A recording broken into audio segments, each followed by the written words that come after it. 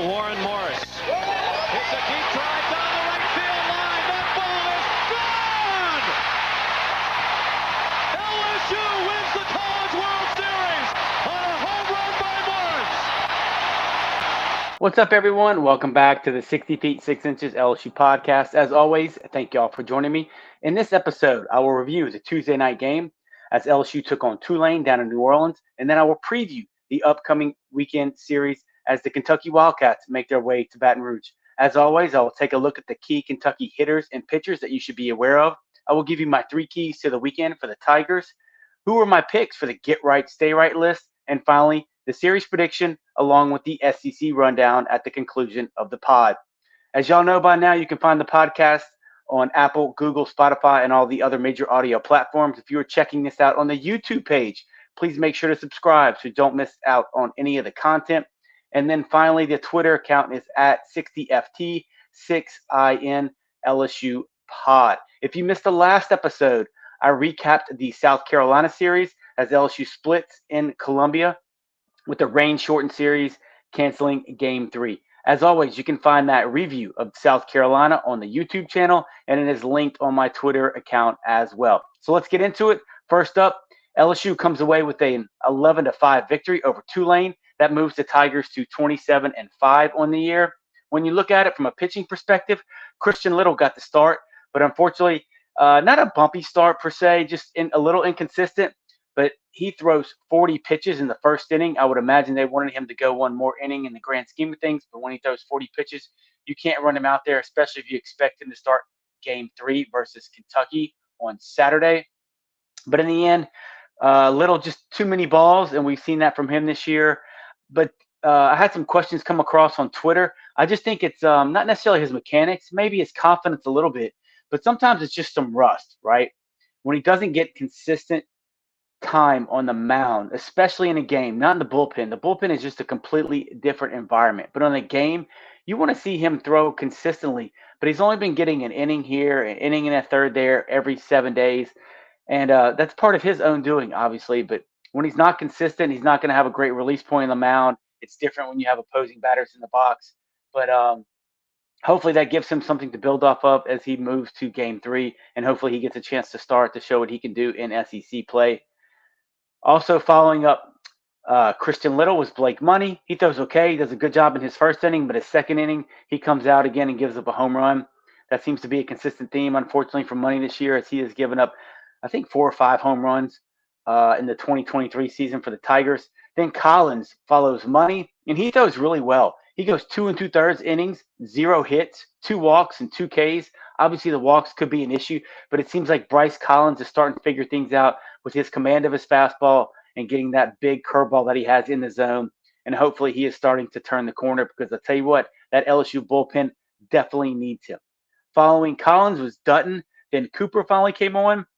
And I put this out on Twitter. I was wondering where Thatcher Hurd was. Well, you saw him as he closed out the game against Tulane. He looked a little shaky at first as he spiked a couple fastballs, and he seemed to be shaking his head. And as a fan, and you almost thought, here we go again. But at the end, he figured it out, right? His last 3 hitters looked really good as he gets 2 strikeouts out of his last 3 hitters. And it seemed like from a mechanical perspective, he was finally driving through the mitt. Like he was staying on line. He was finishing his pitches. He wasn't pulling off to the first base side, allowing that fastball to go in the dirt or finish up high.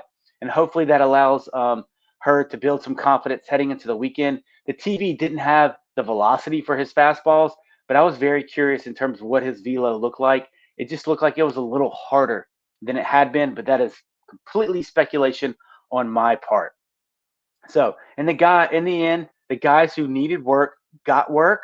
Nobody got injured, which is a big plus for LSU right now. And the guys who threw against Tulane continue to get better and improve or continue to work on things, and they're going to have to get those things right as they head into the weekend and as we get deeper into SEC play. When you look at the hitters, LSU finished the game with 19 hits, as 6 out of the 8 hitters had multi-hit nights. I really like the lineup change. If you follow me on Twitter and caught the South Carolina review episode, I called for a couple of lineup changes, and I had numbers and stats to back that up. And that's exactly what we saw versus Tulane. Milazzo got the start at catcher which has really been the norm during the midweek as Brady Neal has been catching all 3 weekend games. So you want to give his legs a chance to rest. But I think Milazzo does enough, and I think he deserves to start this weekend versus Kentucky. You saw Joe Bear get the start in the outfield, and unfortunately Paxton Clean got injured in the Tulane game. Therefore, Joe Bear is definitely going to see more PT in the outfield, as will Josh Pearson. But Braden Joe Bear hits a home run. Thompson continues to stay hot as he hits another bomb, and Jared Jones mashes on the night as he collects 3 doubles. Tommy White also had a big night as he hits a double off the wall, and he is responsible for 3 RBIs. All right, enough of beating up on the Green Wave. Let's get into the Kentucky Wildcats. So, unfortunately, Kentucky had their Tuesday night game versus Louisville canceled due to some unfortunate events in Louisville, and let's just leave it at that. So, Kentucky comes into LSU in the weekend series. They are 27-5 on the year. They are 9-3 in SEC play. They just got off the back of losing 2 out of 3 to Georgia on the weekend. But before that, Kentucky had swept Mississippi State. They took 2 of 3 from Alabama, and they swept Mizzou as well. So as you can see from that schedule, they haven't even come close in terms of getting into the heart of the SEC competition. They are currently ranked 12th in the country, and they are number 1 in the RPI, while LSU stands at number 4 in the RPI. And listen, I'm going to be the first one to say I was wrong. When I did the preview episodes, I had Kentucky finishing last in the SEC East, and I only had them winning 7 SEC games. And we'll get into some of those reasons why, but obviously I was wrong on that. And their start has been very surprising to me, probably the biggest surprise, unless you look at Vanderbilt and what they've been able to do with the bats this year. You knew that Vanderbilt could pitch, but their hitting has definitely surprised me. But in terms of the Kentucky, the success they've had, the rankings that they've achieved, definitely been a surprise to me. Looking at some of their team stats, now that we're 4 SEC series in, I'm going to start taking a look at SEC stats only and backing some of those up with yearly stats or national stats. But I like to give SEC play a chance to kind of get going, things to even out, if you will, before I really get into those statistics. So I will say this: Kentucky will be different than any team that LSU has faced up to this point, and the stats will definitely bear that out. So just hang on there with me. When you look at hitting, they're hitting 299 overall as a team, but when you look at SEC play, Kentucky's hitting 266. Contrast that with LSU. LSU is second in the conference when you look at SEC play, as they are hitting 294. LSU and Kentucky are both in the top 4 in conference in terms of on-base percentage. Kentucky has the least amount of home runs in the conference, and that is not even close. They are at 22 home runs on the year.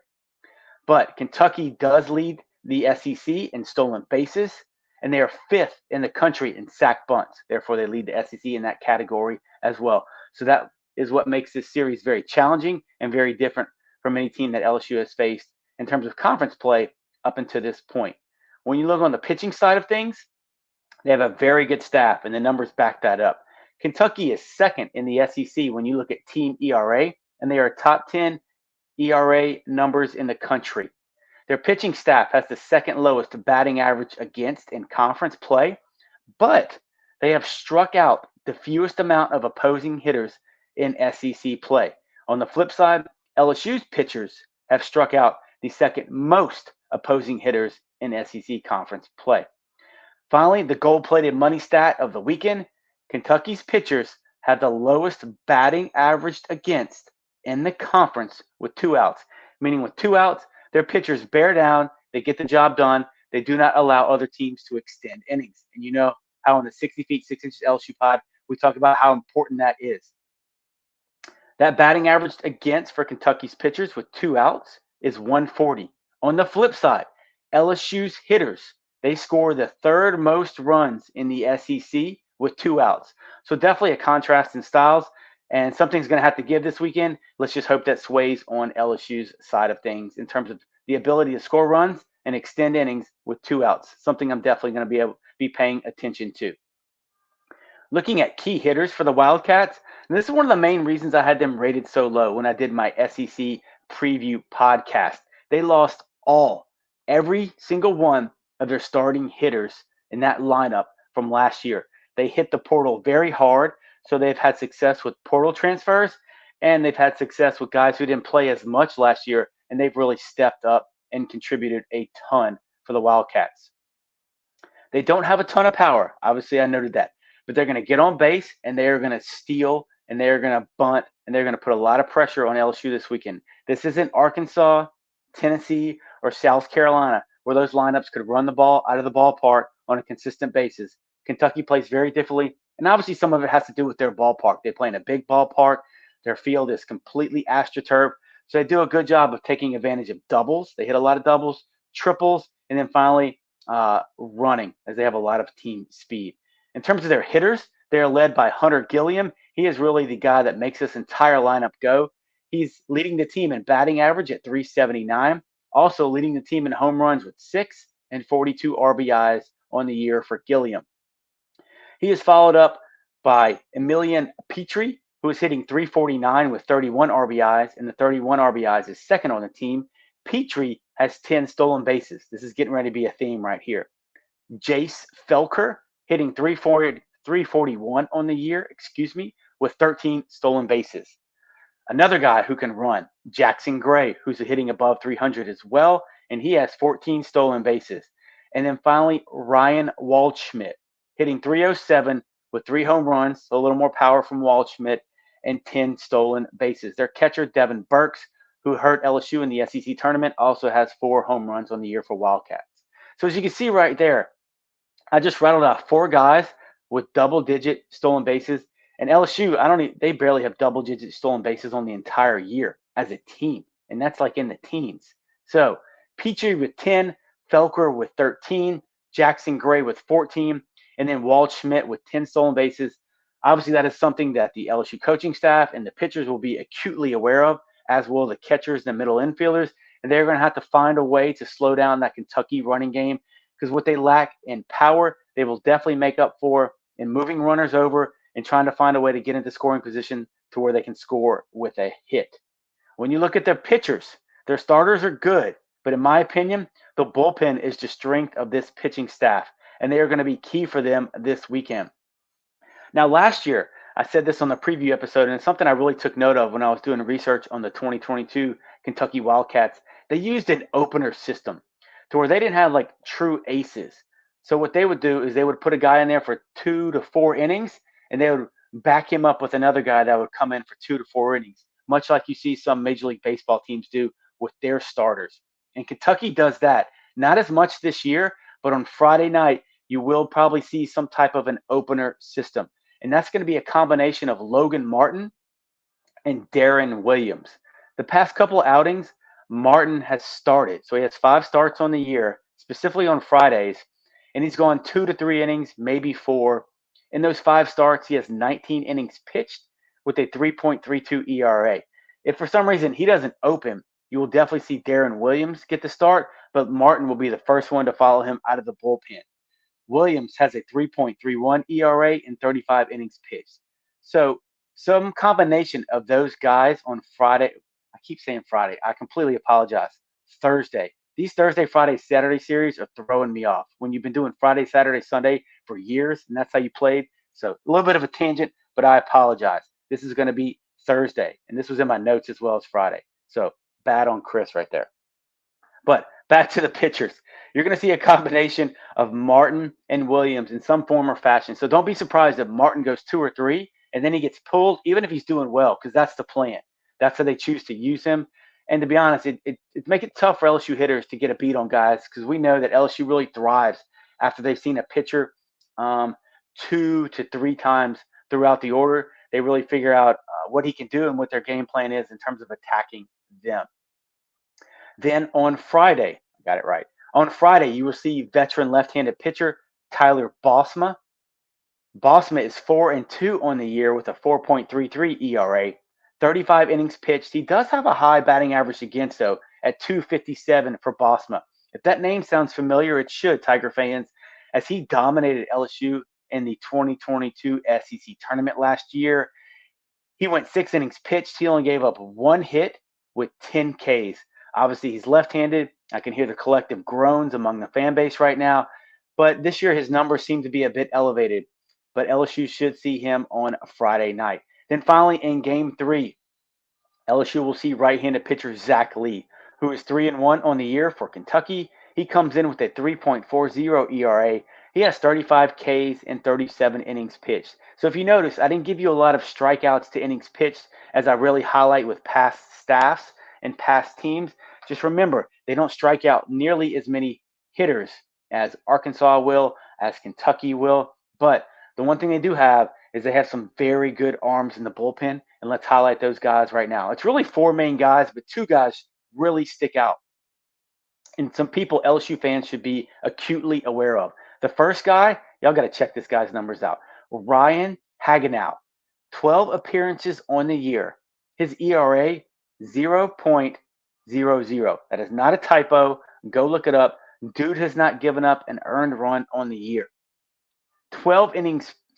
16 innings pitched, 24 Ks. He is allowing opposing hitters to only hit 107 off him. So Ryan Hagenow, somebody who is a stud on the back end of the bullpen for the Wildcats. Also follow that up with Mason Moore. Mason has 3 saves on the year and 10 appearances for Kentucky. He sports a 121 ERA and 22 innings pitched. He has a 145 batting average against. So those two guys are the linchpin in the back end of that staff for Kentucky. They also have a lefty they like to use out of the pen, Jackson Nove, with 10 appearances. And then finally, right-handed pitcher Austin Strickland will definitely make 1 or 2 appearances this weekend, as he has 11 appearances on the year for the Wildcats. So in that bullpen, Hagenow and Moore are keys, and you're going to see Nove and Strickland probably come in right after those starters, and then Moore has the ability to extend, but Hagenow is really kind of the back end, slam the door type of a guy. So what are my 3 keys to the weekend after we just talked about Kentucky and what they bring to the box on a Thursday, Friday, Saturday series? The first key, LSU's defense in the catching position are going to have to step up. We've already discussed how Kentucky will look to run. They're going to lay down sacrifice bunts. They're going to put pressure on the LSU defense, those infielders, the guys behind the plate, whoever it may be. And then obviously the pitchers have to do a good job in containing that running game with picks, varying up their timing. I don't think we've seen LSU throw a pitch out this year. Wouldn't be surprised if we see a couple of those to try to cut down the Wildcats in their running game. The defense is going to have to be on their toes. Get this stat, okay? LSU's last 7 games, they have committed 9 errors. And those 9 errors are more than they committed in the previous 26 games. So that has got to be cleaned up this weekend. That's the last 7 games. So the defense is starting to show some cracks. You know, they committed a couple against Tulane, just being sloppy with the ball. Obviously, Thompson and White committed some against South Carolina, fielding ground balls. Tommy White had a brain fart on a bunt coverage. But that is something to where Kentucky, if you show Kentucky you can't field bunts, or you don't know what to do when you get the ball, or you fail to get an out, they're going to continue to lay down bunts, or they're going to do some type of fake bunt steal, something like that, to where they put runners in motion and they really pressure the defense to make those guys crack. So LSU needs to have to clean up the defensive side of things. Look, they still have a very good overall fielding percentage. They're going to be top 10 in the country, but that's something that I've become very aware of and just don't want it to get any worse. And playing a team like this that's really going to stress you, I'm sure it'll be front and center this weekend. The second key to the weekend for LSU, they have got to throw more strikes as a pitching staff, starters and bullpen alike, and they've got to eliminate so many free passes that they have been giving out. If you look at LSU's last 5 games, so that's the Nichols, the 2 South Carolina games, the Tulane game, and then the last Tennessee game. So the last 5 games, okay, LSU's pitchers have issued 32 walks to 57 strikeouts. That is not a great ratio like we talk about here on the 60 feet 6 inches LSU podcast. That cannot continue to happen. You will lose a game. You will give away a series. You will prevent yourself from getting out of a regional or a super regional or advancing in Omaha when you give away so many free passes. And I get it. The strike zone is absolutely tiny this year. The inconsistencies from midweek umps, from SEC umps is absolutely maddening. I have that same feeling that y'all do when I watch these games. It is ridiculous that the belt is not a strike anymore, or that people refer to the belt as the top of the zone. I mean, are you kidding me? I put that on Twitter last night. Go check the rule book, man. The belt is definitely a strike. but it's maddening that these pitchers don't get that pitch called nowadays, or it's very called inconsistently. Not every ump across the book calls that pitch a strike.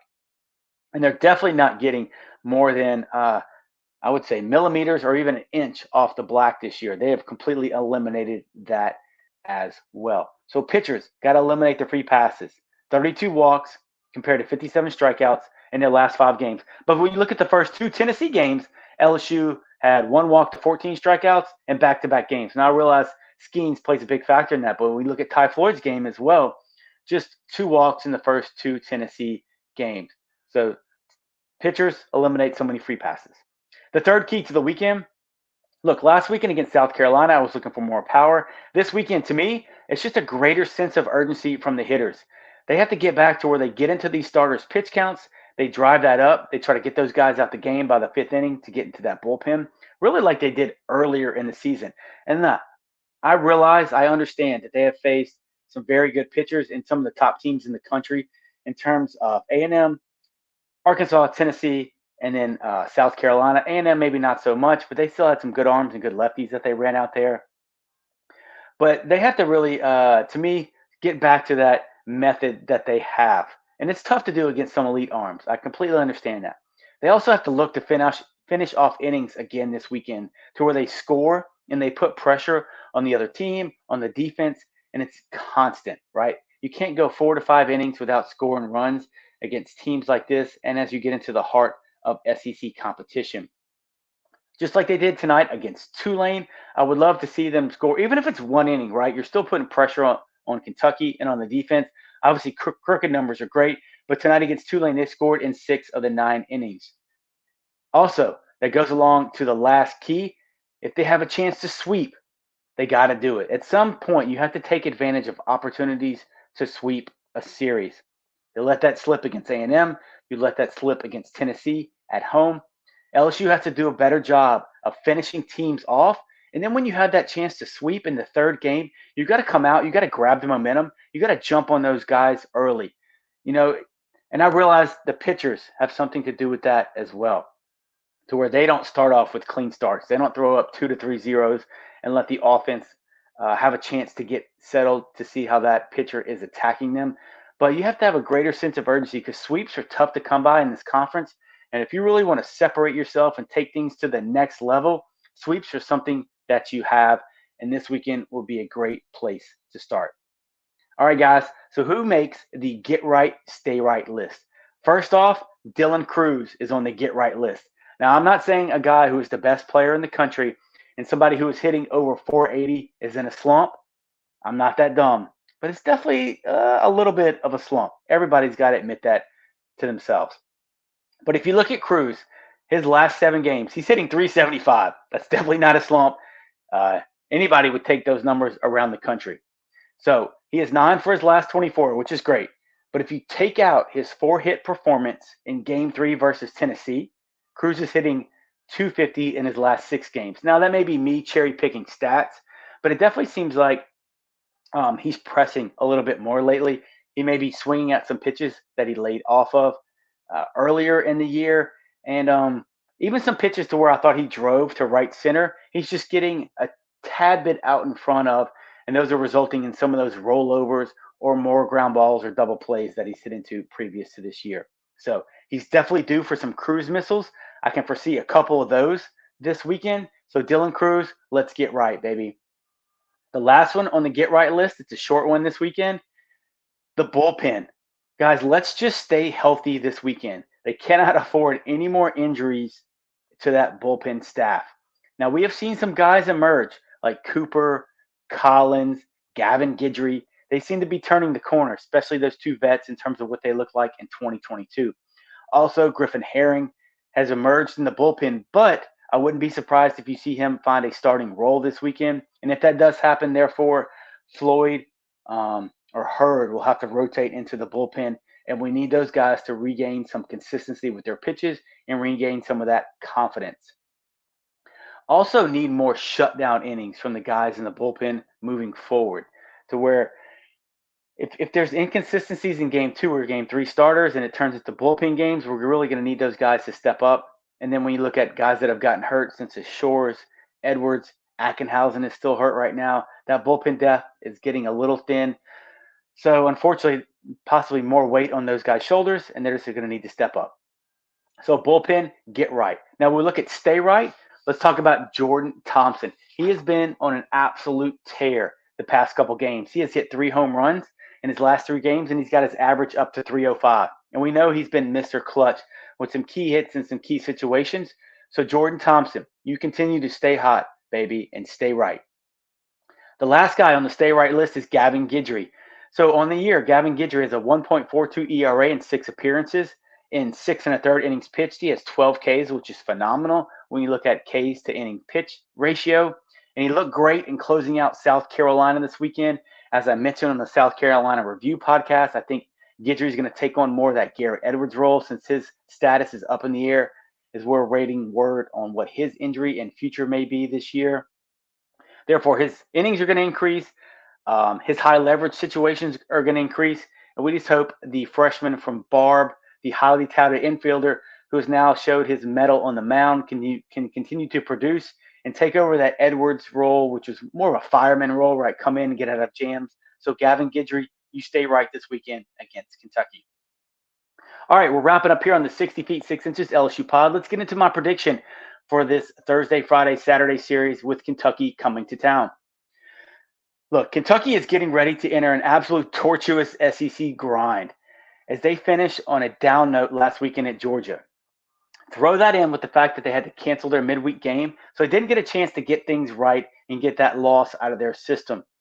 LSU does escape Columbia with a split, and then they blast Tulane, which was some great medicine coming off that hard-fought series and the inability to play Game 3 against the Gamecocks. So you're going to see LSU, they just kind of exited their hardest stretch of SEC play, and they're going to start to enter some weaker competition. Let's just say that as they focus more on their SEC West foes. And now is the perfect time to come back to Alex Box Stadium, still with the number 1 ranking intact, with a little bit of something to prove.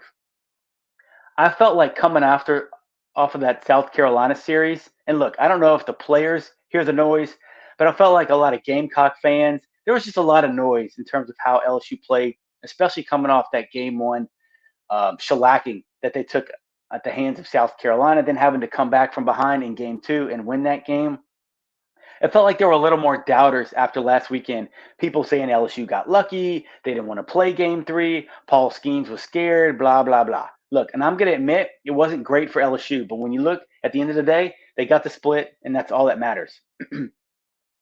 Now, I think, but not I think.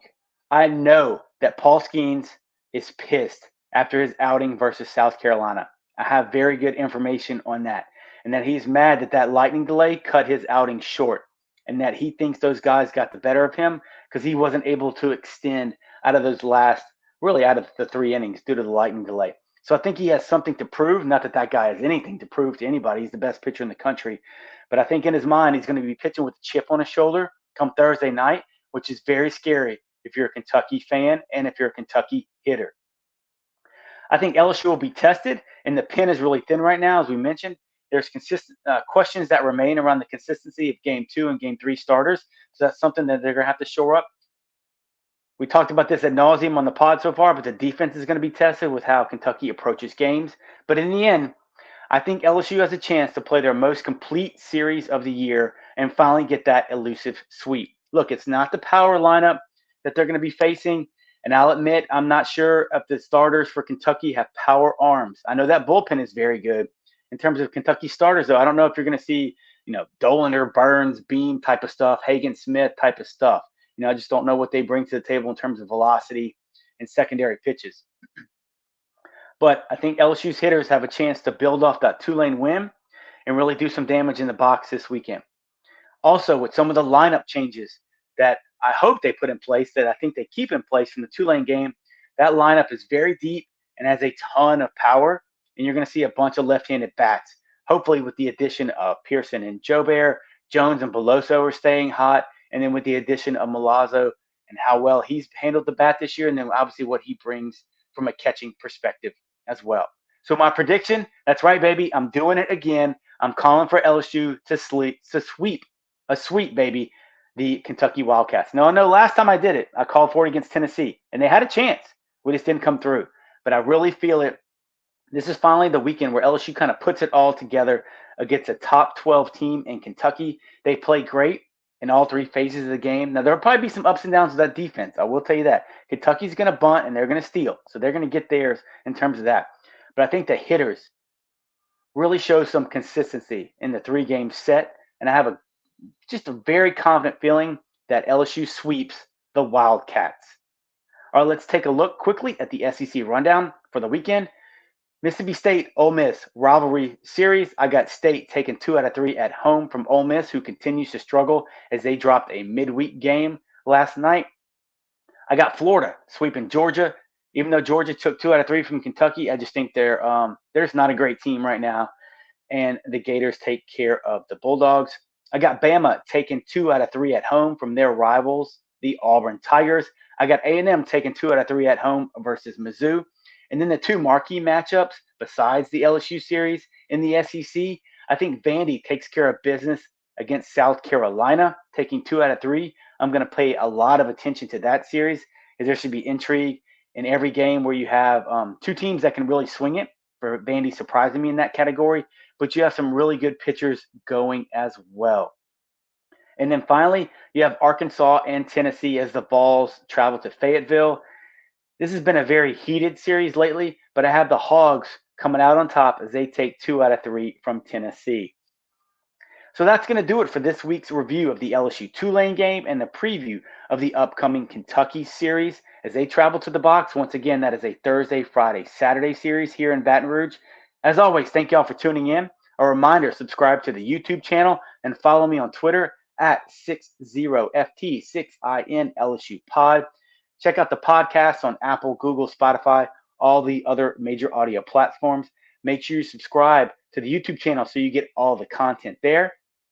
Next up, be on the lookout for the Kentucky Review Pod. There's a good chance that I'll be able to set up a live stream with this series ending on Saturday. So we have a good chance to bring some guests on and go live on Sunday.